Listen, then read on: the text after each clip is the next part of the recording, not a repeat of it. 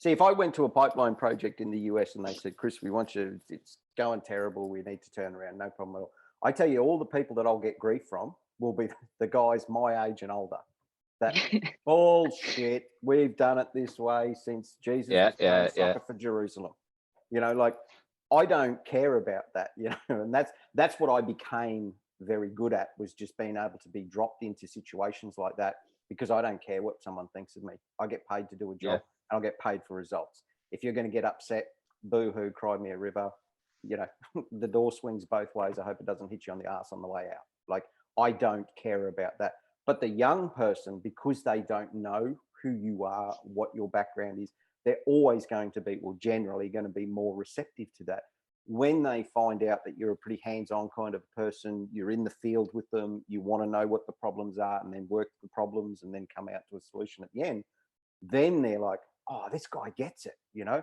Yeah. You still got, not to say that you're not going to come down on them like a ton of bricks when they do the wrong thing, but they're always receptive, because they haven't been, you know, they've just been crying out. I remember when I was young, I was forever crying out, like, why are you doing it that way? Now, I probably didn't do it with the right tone and all those kinds of things. Well, I guarantee you I didn't do it with the right tone. But having said that, when I look back now, well, I wasn't wrong. My execution in how I got it out was wrong, but I wasn't wrong in, if you do this, you're going to waste money, and I can see a better way of doing things, you know?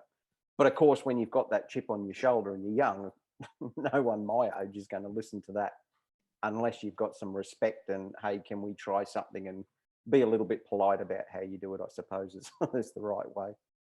And that's absolutely how I used to run sites. And I got told off my contracts manager that I need to tell you can bleep it out if you want. You need to tell people to fuck off a lot more, you do. I'm like, no, I don't. I absolutely don't. I can go and speak to somebody and say, right, I need to get in there, this, that, and the other. And if they start getting confrontational and sweary back at me, I'm not going to stand there and cower over like a naughty dog. I will stand my ground, but I'll do it in a way that benefits both of us. And then next time, hopefully they can go forward and go, oh, actually, did it like that and it seemed to work. And so, like, you're going on about the age thing as well. I've got a couple of examples of it. When I give talks on big building sites, a lot of the older generation will go, what a load of shit, blah, blah, blah, going on about it. But then next time I'll be on that site and I see them, I've had a couple of examples where they've come back to me and gone, so I've got this friend whose son is going through this. How would you approach it and what would you do? In my own mind, I have the same reaction as what you have there, Chris. I absolutely know they're talking about themselves. But I'll go along with it and I'll tell it.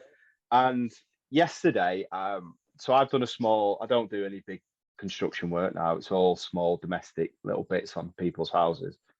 I built an extension on somebody's house at the back of their house, and he's got other people in to do the next stage of work, electricians and all this sort of stuff that I can't do, or I don't want to do.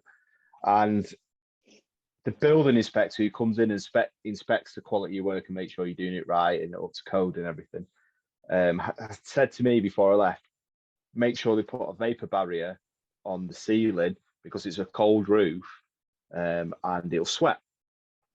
So the guy who's putting all the insulation in and doing the plastering work and building the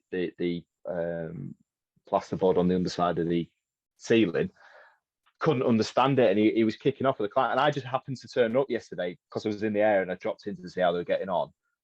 And he came at me with a load of attitude, and I just sat down and I spoke to him normally like we're speaking here, and I just ran through the facts of why it had to go in and why that particular product had to go in to bridge the cold and warm air within the roof space to stop it sweating. But because he'd never done it before, he was like, it's not going to work that. So I ran through it again with him and said, look, yes, I know you've got insulation in there and you've done it this way, blah, blah, blah. But this is the bridge between the two that stops the two environments coming together. I ran through it and he's like, right, okay. And then I went out, put something in my van, and I came back in and he went, I get what you mean now, well, we have to do it like that. Whereas I could have thrown attitude back at him and gone, well, that's where you fucking got to do it, and I fucking get on with it. Yeah. But because I took the time to explain to him and spoke to him on a human level, he got it. Yeah. And that is absolutely what's missing within the construction, because everybody's under so much time restraint and huge budget costs. And you've got to follow your tracking your line on your programs and everything like that. And the human side of the industry gets chucked out the window all the time. But if we can start building this culture within the industry to not slow down, you don't have to slow your production down, but you can slow down and give yourself time to think and how to speak to people, you get a lot more out of people. Yeah. Lindsay's doing some articles right now on workplace culture, and every time it just strikes this chord with me about what we had before and what we have now. Now, I'll just use my industry in the pipeline industry. We had workplace culture before. We had serious workplace culture. The company that I used to work for was known as the Royal Family. You had to wait till someone died before you got an invitation to get into them. Yeah. They were the best of the best of the best. We still hold a world record for the world's fastest pipeline. We had 846 kilometers of 12-inch pipe laid in the ground in 16 weeks through the desert. Oh, yeah. 16 weeks laid in the desert. No one's even been able to come close to that. Now, that job was run by one of the best people in pipeline, old school pipelines that I know, a spread boss by the name of Jeff Shepherd. Ran everything with a stopwatch, and everything came down to timing. And he was just the conductor. That's all he was. He was there to make sure that if someone went faster, like the welding crew, there was enough pipe bent in front of them, there was enough right of way and all these kinds of things. Now, we had on that job, we had some safety concerns. Okay. And one of those safety concerns was obviously all of the driving that we were doing. We clocked up in those 16 weeks, it was like 2-point-something million kilometers in the vehicles. Oh, yeah. Okay. Now, we ended up, because of the clear and grade crew was so far ahead on the job, we ended up ordering another helicopter just to fly the clear and grade crew out to the job site, and the helicopter stayed out there and then helicoptered them back in.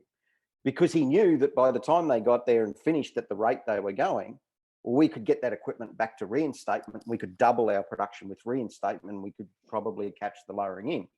Anyway, it all worked out exactly how he had timed it.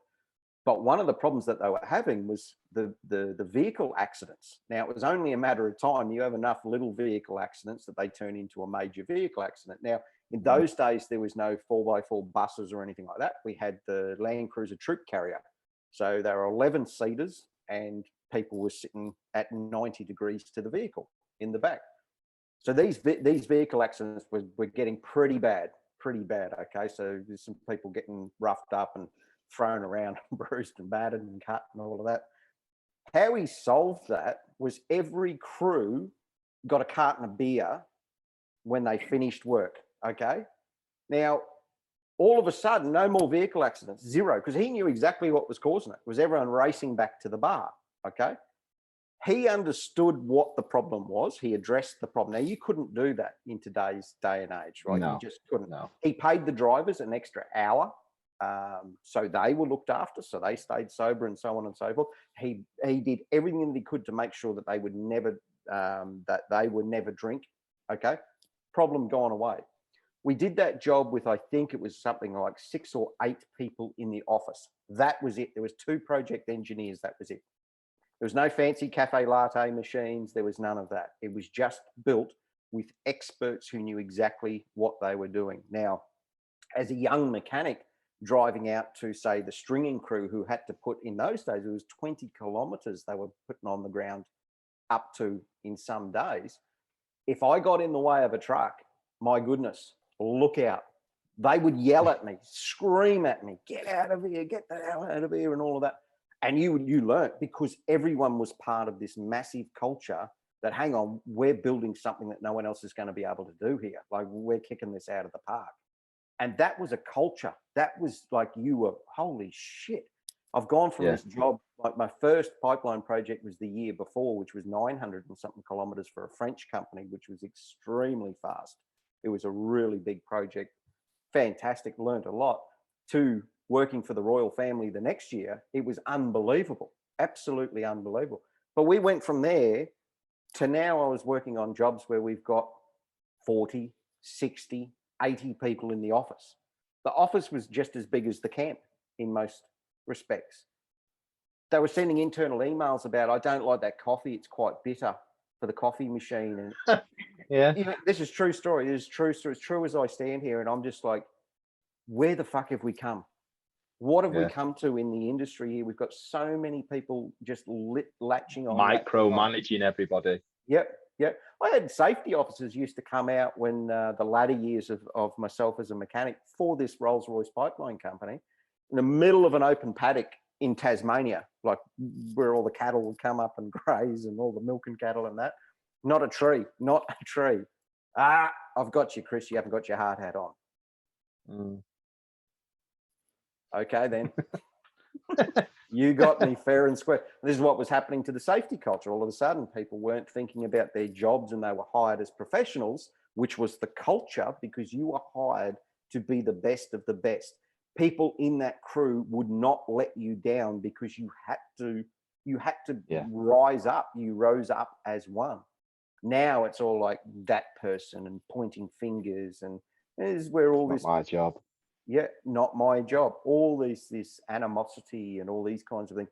If you just switched it back on its head and get back to a place of workplace culture and building that up, damn, you'd change some projects around in a very short period of time.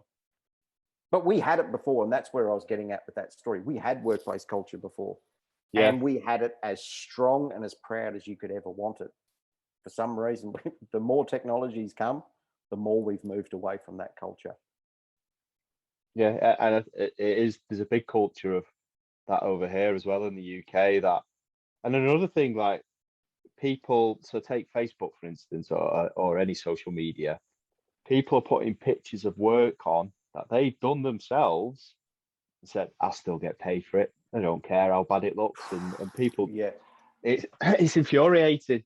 Yep. And I've had guys, I think I told this to Lindsay before, that running the jobs, I'd be running a job and one of the bricklayers would ring me up and say, can you come and have a look at this for me? So I'll go over there and see him, and whatever the problem will be, it's not working bond or it doesn't work with the insulation or something like that. So how would you get over this? I'm like, hang on a minute, you taught me how to do this. I was your apprentice 10 years ago, and now you're asking me stuff that you taught me. Yeah, because nobody wants to take responsibility. That's right. There's too many layers to the cake for anybody to worry about whatever else is going on around them. Which is really hard for like Lindsay and yourself to break through those layers. Before it was easy. Yeah. You got to a spread boss on a job, that's it. You don't need to get to the project manager. You don't need to get to anyone else. You need to get to the guy who makes the decisions, and he's going to say, is that going to help me or hinder me? And then he'd make a decision. But that's why Lindsay finds so much, she's getting more traction every month, but it's just a bash your head against the wall, because it's like, okay, here we go again. We've got to have this battle. And some people, like just recently, Lou, those people that came back to you just asking you about something that you proposed earlier on, that's positive. You know what I mean? As hard as that is sometimes, and you sort of go, oh, now you want to listen.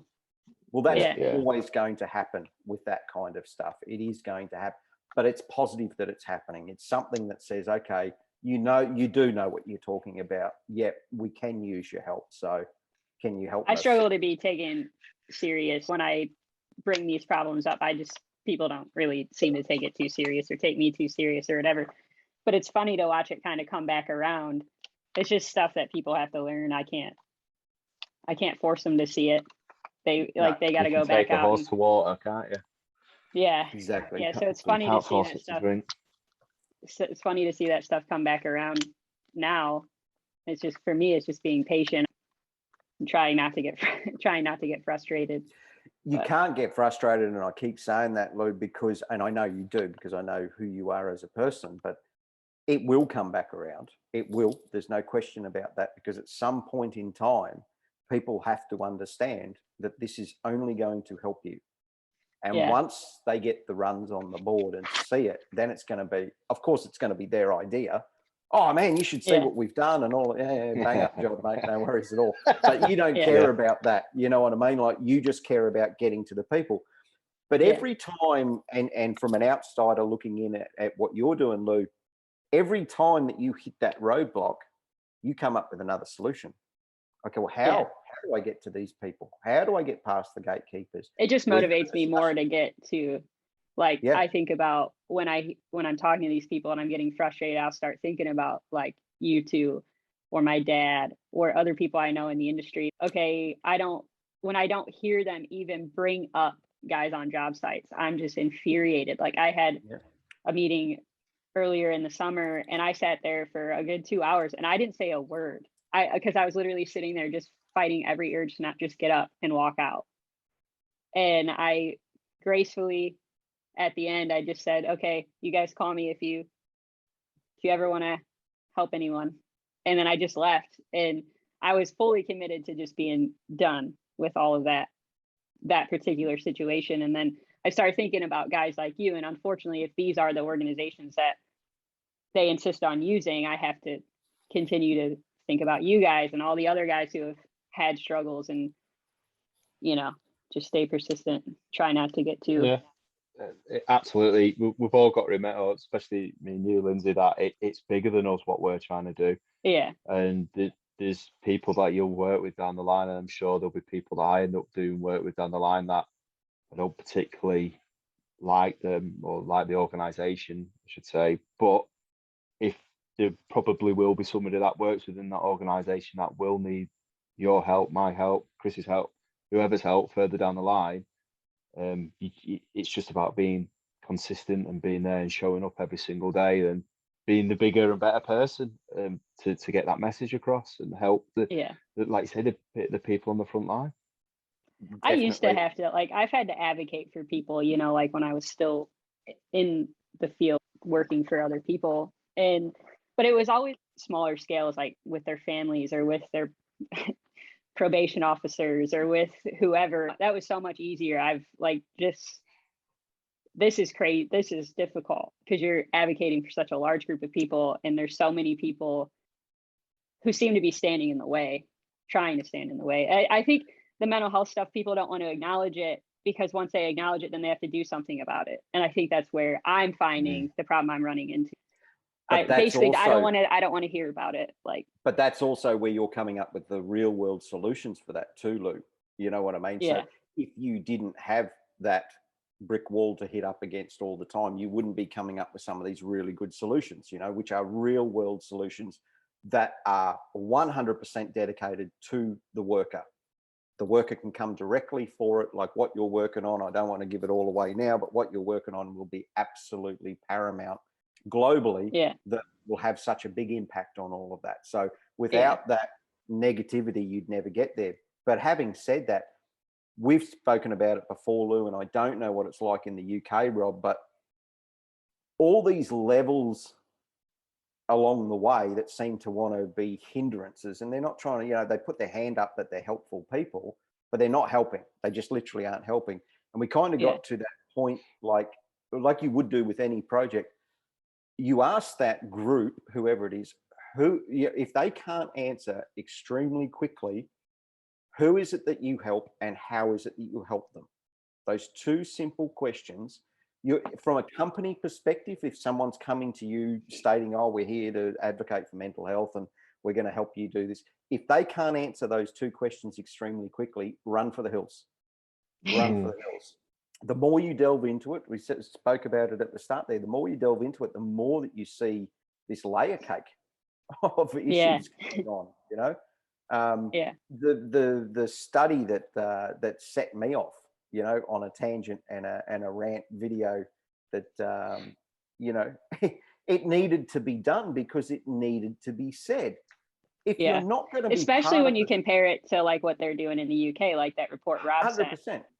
But again, like Lindsay and I spoke after that, Rob, you shared that study. I mean, that is so in depth. It goes into every little nut and bolt of the industry and what they found and how they found it and all those kinds of things, which you would expect from a country that's been doing this and delving into it for quite some time.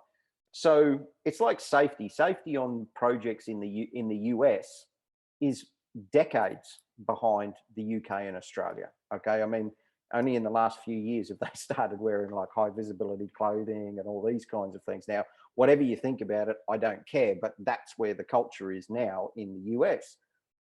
Why on earth these people that put these so-called surveys together don't go to the UK and go, okay, what did you find? Teach us, show us how we need to do this. No, they're going to start off and do it all from square one, and we know best, and we're going to do it ourselves, and then go through all of the same problems that the UK went through, Australia went through in the early days. And you're sitting there going, why don't we learn? Why is it as an industry with all of the technology at our fingertips, we just don't learn? We'll just do another survey where 90% of the people that we interviewed are accountants, and then call it a construction survey. Bang up job, guys. If it's a survey about CFOs that are, you know, committing suicide at an extremely big rate, okay, I'll get it. Okay, and they're financial people in the construction industry. 100%, I get it. But that's not the focus. You referred everything back to the construction industry. It's pointless. And I don't know, Rob, like, the people who are having a hard time, is it people in the field? Is that what you find? People who, bricklayers, people? Yeah, there is different levels to it. It is mainly, it is, well, the way I say there's different levels to it, there's obviously the management that are on site and the operatives that are on site. So basically, it's the people on site.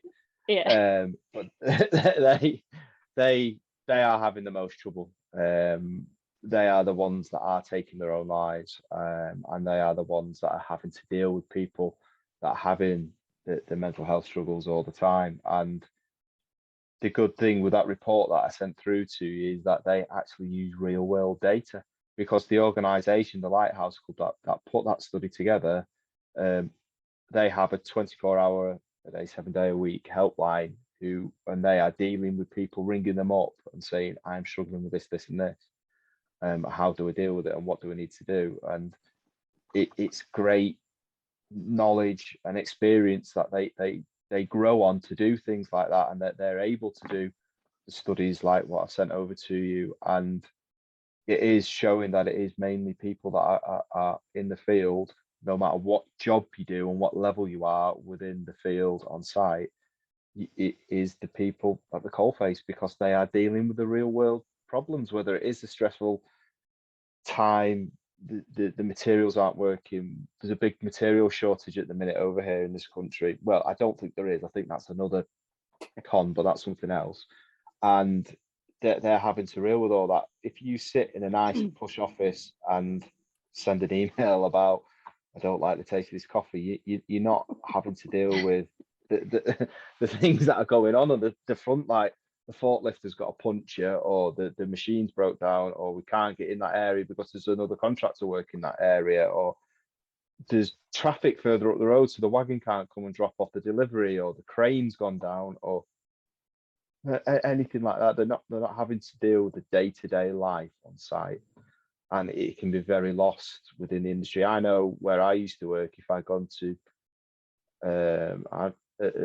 and spoke to our CFO, he'd have no idea for what it happens on a day-to-day basis on all the sites that we had running. We had 20 plus live sites, and yeah, you could probably tell me how many bricks, blocks, litres of diesel we needed for everything. You could tell me all that, but you couldn't tell me what was physically going on every single day on that site. He'd just sit and look, he'd see the timesheets come through and the price worksheets come through and all the orders and everything like that. He'd be able to track it like that, but again, he wouldn't be able to tell me what was going on a day-to-day basis, and that's where the problem is. Not that those guys don't have pressures too, like they have their own pressures, but they're just different. That, you know, it's different. I think I wasn't. I'm not trying to diminish those guys at all, because they're all part. Well, as we all know, they're all part of the big organisation that builds it. But where I draw that line in the sand is using them as a statistic to try and draw data for what's happening in the field, and then start throwing around construction industry survey says. No, your bullshit says, because that's all it is. It's just nonsense, you know. And this is where, again, being a business owner, This is where it's difficult. Where do you cut through the bullshit? Where do you cut through the noise? You know, like that's why there's resistance to it, because they go, oh, it's all fucking bullshit. You know, I read a survey and it's, you know, anyone, like I'm a diesel mechanic for crying out loud. And I went through this thing and I said, okay, so who were the people? First of all, first thing, who did they interview? What were the questions? Yeah. Once you get into the nuts and bolts, you're like, oh no, here we go again. And people will rattle that off and they'll think that they're doing a really good job and all of that. But those people, and the more that we learnt, and Lindsay told me about, the more that you understand, they're just trying to make money off the problem. They're not trying to put solutions out there. They're not trying to work with the Lindsays of the world or the Robs of the world and all of that and say, okay, well, how can we do this? How can we get, or at least when I brought up that this was a bunch of nonsense, yeah, shit, okay, yeah, I did the wrong thing there. No, they doubled down on it because you've called them out. That's what gets me. That's just blows my mind. Like, okay, let's have a debate about it. Let's have a discussion about it, because right now you're not looking really good, you know, and you don't like being called out on it. And that's the problem in the industry. You know, you're trying to deal with hard people that have, you know, they're on the coalface, as you say, every day, Rob. You know, you need to get to those people and you need to break through them. This is not how you do it. 100%. This is not how you do it. This is how you drive it further, a wedge further in there, just to try and big name yourself and just to try and get, you know, more awareness for what you're doing. And I don't really know what your awareness is at the end of the day. Be part of the solution, not part of the problem. Yeah, absolutely. You're absolutely right there. And hopefully things can change in the US, and if Lindsay can keep leading the way, or at least they can look over the pond at us and say, all right, let's change something about it. Because I've been on the coalface for so long and you see this stuff and it's just noise, you've got to call it out, because it's the people that, at the end of the day, it's the people that suffer, because they're going to sit there and say, oh, you know, they're going to be at another organization, another, whatever they have, those, what do they have, Lindsay, in America? Speaking events or conferences or whatever the hell workshops they have. or workshops, where they're going to talk about this and say, oh, we did another 2 studies this year and we found this, and it achieves nothing. And the suicide rates keep clocking up and up and up, and the production keeps clocking down and down and down.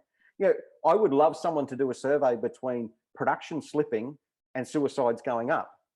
That's what I would love to see statistics on. You know, I'd love to see a correlation between the two of them. Well, even with all the work they're doing in the UK, and the numbers still went up.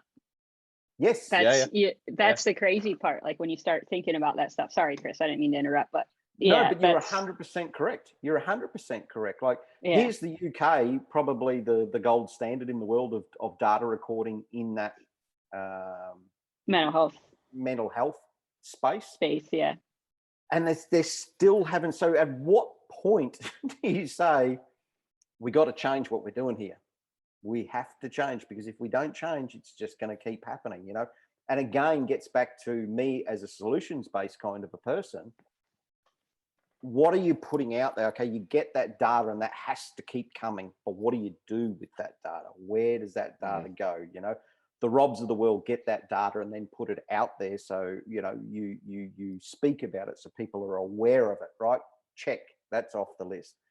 Now you need people like Lindsay to go, okay, now what can I do with that data? What's real world solutions can I get so that person can easily access, especially when there's a problem?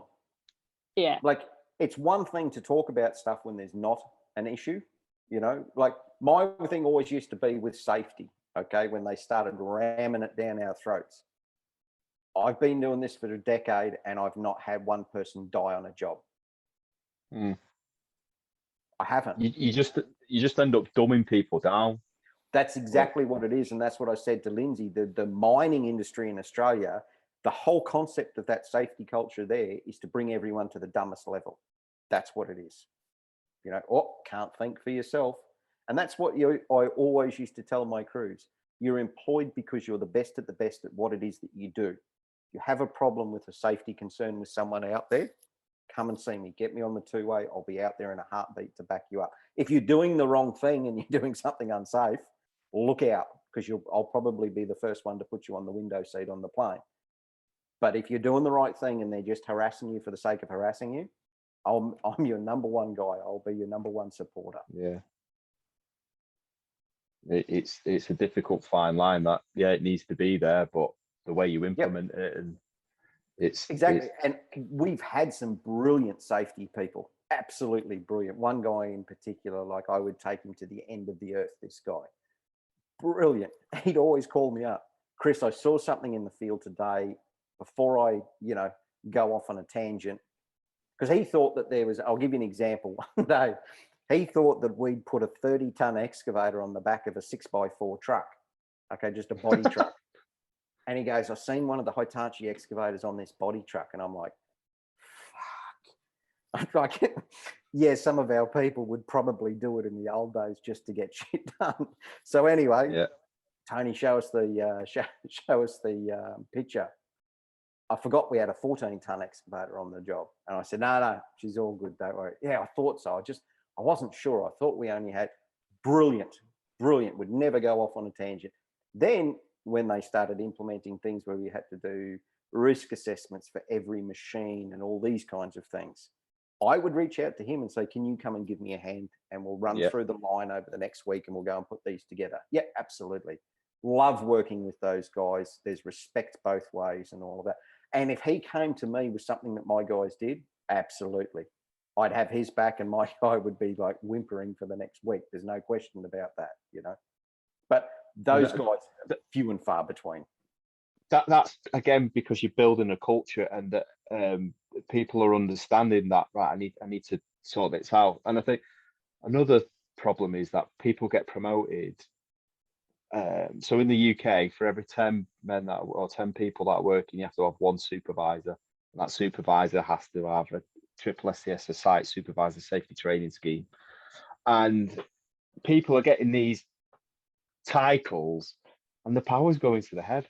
Yeah. And they think they're really important. I never, Louise, my wife, goes mad at me because when people say to me, oh, when I was running the big jobs, what's your job? I just say bricklayer.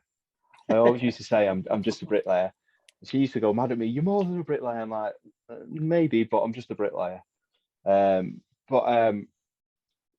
there's egos come into it, in there that I'm going to do a better job than them, and I don't want to listen to what they've got to say because I know best and all this, that, and the other. Whereas the person that you're talking about there, that you used to work with, absolutely knew he was the best at the safety side of things, but he didn't understand every single element of the environment he's working in. And he speaks to a specialist, Chris. That's where he'll come to you, and hopefully vice versa.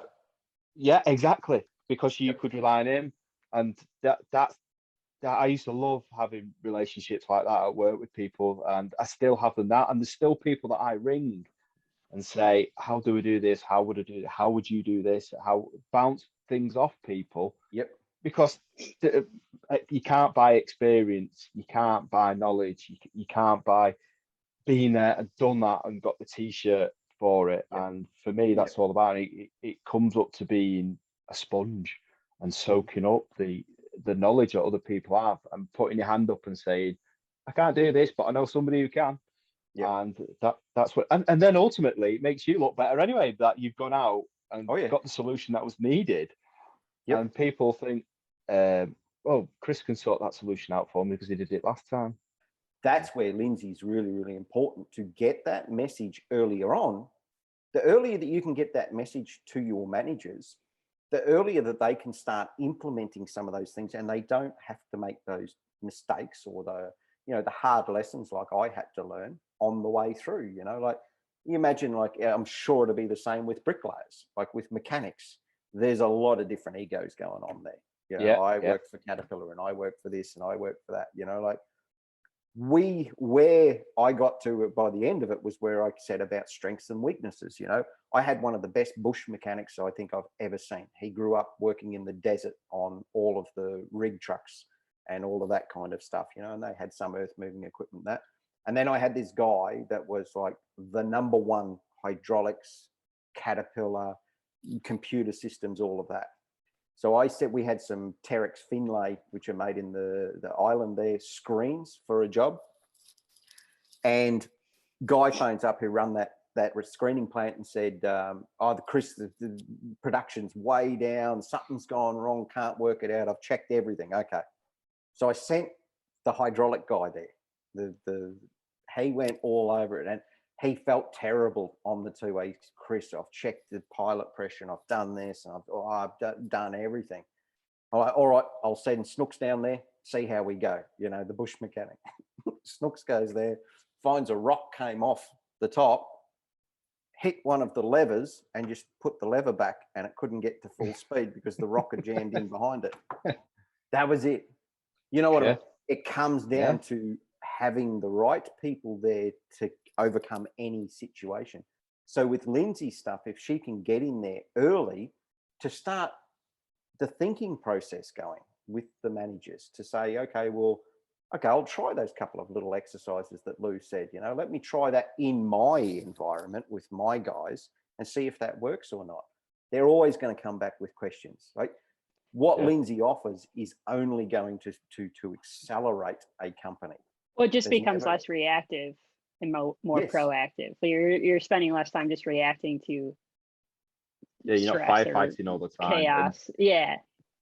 Exactly. Exactly. And if you do lose a member of staff for ill health, ill mental health, they might be, instead of them being off for 2 weeks or a week or whatever, they might be off for a day or 3 days, something like that, and then they're back.